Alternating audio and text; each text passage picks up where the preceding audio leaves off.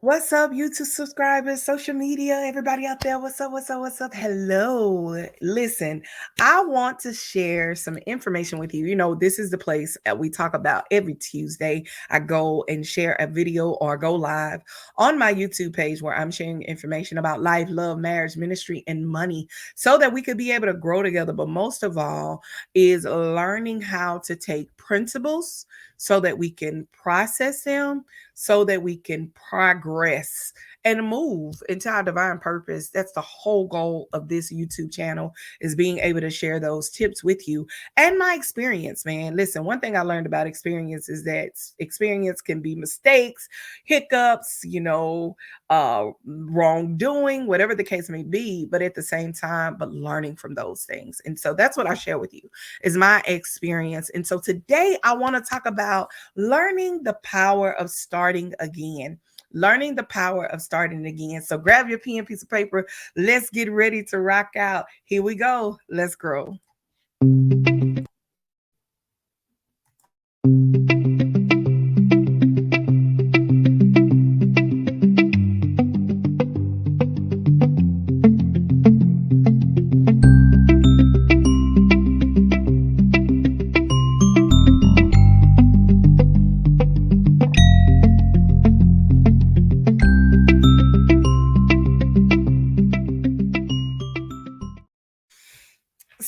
So, to talk about this and even to start this is learning that there are so many times that I have had to start over and over and start again. And the power of that is that you learn that every room and every place that you go, you have to be willing to learn. But what happens is that we get in what we call our comfort zone because of fear, because of doubt, because of not being assured of who we are or what God has called us to be and what God has called us to do. So we find ourselves in these hiccups of not wanting to grow and not wanting to move outside of our comfort zone. So if you are that person that is in your comfort zone, this video is for you. It may mess you up a little bit, but I promise you, if you learn the principles that I'm going to share with you, you'll be able to move and glide and glean and learn from other people, because it's so important and it's so needed for your next level, for your next moment. I can tell you because I've been there. I am you and you are me, where I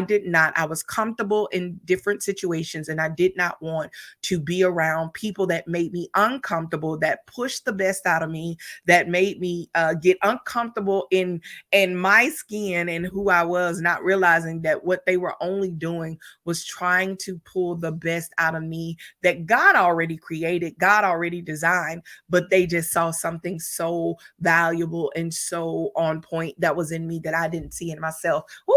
You got to check out my sermon that I'm preaching, title the season of the underground, of the underdog. And so you learn that. So here's the thing that I found out is that in order to get out of my comfort zone, I got to, number one, conquer my fears. Come here. I got to conquer my fears. We got to conquer our fears, those things that terrify us, those things that make us doubt ourselves, those things that make us give up, want to throw in the towel. We got to be willing to conquer our fears. Here's the thing when it comes to conquering our fears is learning that when you start over again, it's like starting, you learn what you need to learn in one circle or with one person. And once you learn those things, now you get around other people and now it's something brand new. I will never forget my husband and I starting our business. And when we started our business, we were in a room with Prairie View A&M University. And while we're in that room, it sounded and felt like these people were speaking another language that I never heard about. It was uncomfortable. It was unfamiliar. It was out of my comfort zone. I wanted to not even listen sometimes and I wanted to quit, but I realized that it wasn't them. It was my fears of what I felt like I could not do. So I had to, number one, conquer my fears, but number two, identify what the fear is. My identification to that fear was, wait a minute. I identified that, first of all, I'm not qualified. I don't feel qualified. I don't feel worthy. And you have to say, when you identify your fear, you got to speak it out loud. I told my husband, I said, man, this is not us. I don't understand what these people are talking about, DBE and WOSB. And, they saying stuff I had never heard of, veteran-owned business, capability statement, and all these different languages that I never heard of. And here's the thing, I had to speak it out loud that I felt dumb. I felt illiterate while being in, we had a 6-week class that we was a part of with Prairie View and A&M, the Bid Academy. Shout out to Prairie View. Yes, in the Bid Academy, in them 6 weeks, week 1, I was ready to quit, okay? Because I could not conquer my fears. Week 2, I had to identify my fears, identify the things that was causing me want to quit. You got to stop and pause and ask yourself this question. What is that thing that I need to say out loud that I'm really afraid of if I'm going to move into my next, if I'm going to do something different?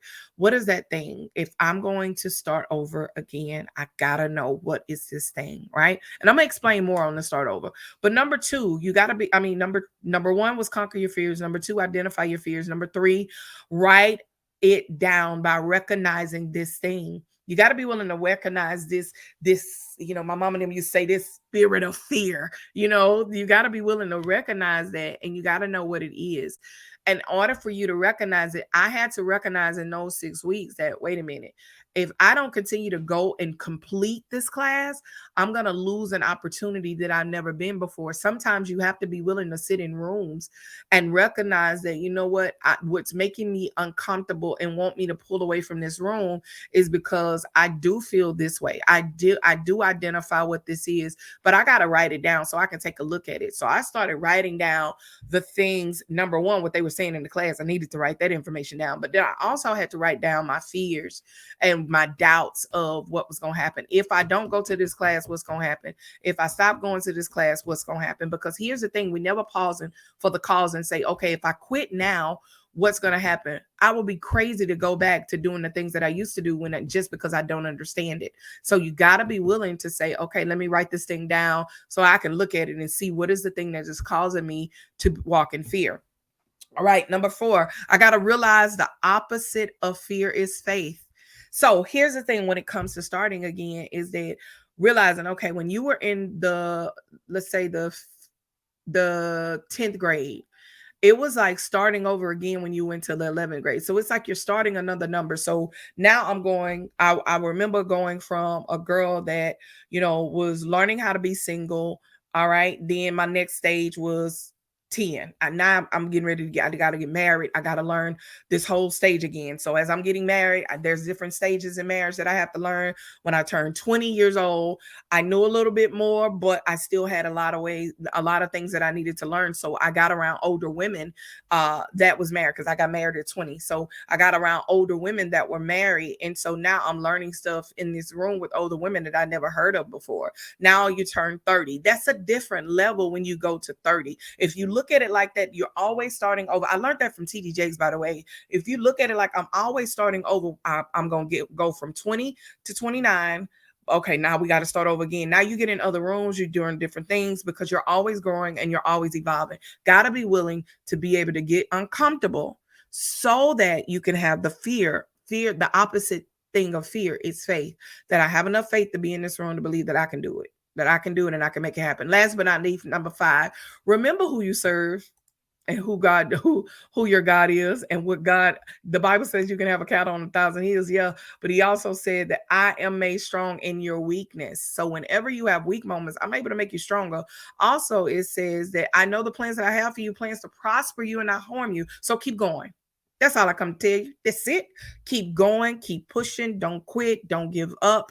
Just be willing to start over again in other rooms. So now I find myself in rooms after going through that class. Now I'm teaching, my husband and I are teaching people how to get a DBA, a DBE, how to get a WOSB, how to get an MBE. We're also teaching, even in ministry, I find myself doing all these events. Now I'm teaching other pastor wives how to do events that I really don't even do no more, but I don't mind doing. By the way, October 21st, Sidebar real quick, October 21st, having a women's conference. But this is something I've been doing over the years, and I teach other women how to go about and do it. Would have never thought that would have been me if I would have stopped. What would have happened if I would, because of fear, because I didn't want to start a women's ministry and I wanted to quit. There was times I did conference that I did not want to even go downstairs because I didn't want to be a part of that conference. There was a lot of things that I did that was afraid, but I allowed my fears to fuel my faith even when it was uncomfortable. Doing some stuff this weekend and I am afraid, but I'm going to do it. I got to do it because I want to know the outcome of what's going to happen. So I would encourage you, be willing to learn and start over. Start again. Start at, if you're in a room, like I said, being in a room and now learning about how to go after major contracts, right? So I got to be in this room and I feel illiterate. I feel like I don't know nothing. I don't even know what to look for. I don't even know what to read. Going after grants. I've never done that before, but I want to be able to learn from somebody else. So you feel illiterate. You just don't feel right. But at the same time, I know the outcome that they have. Come here. I know the outcome that they have.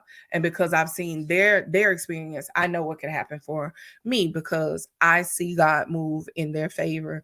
And I know that if God could do it for them, he can do it for me. But it's from their experience. Come here. It's from their experience. They know what they're talking about and be willing to be a student. So as you're starting over again, I'm done. Be a student in the next room. Are you scared to be a student or do you know everything? Just saying. That's it. That's all. Hey, join me October 21st for the Women of Destiny conference that we're having. And guess what it's called? Fresh Start. Come here. Fresh Start. Come join us. October the 22nd. Doors open at, I think, 8:45 a.m. Join us. We have some dynamic, my spiritual daughters are going to do this. I haven't done a conference in about 2 years. And so now I decided to celebrate 12 years of Women of Destiny. Been in ministry with them for 12 years, ups, down, ins, and out. But we've learned so much. We've grown so much. And I thank God for it. And I decided to, why not have a fresh start in October where we celebrate 12 years and do a conference and start this conference off with my spiritual daughters that are part of our fellowship, and they are pastor wives. So I'm bringing them in to share their experience as well as me closing it out and giving you some tips, man, that's going to prepare you for 2024. You know, I love to plan.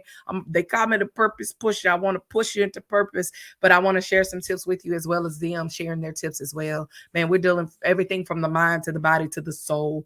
We're going to be dealing with that. So come join us, be a part of that. RSVP, you can be a part of that. But until then, if you don't, hey, learn how to start again. That's it. Start again so that you can become a student. Until next time, stay blessed in all that you do. Love you much. Bye-bye.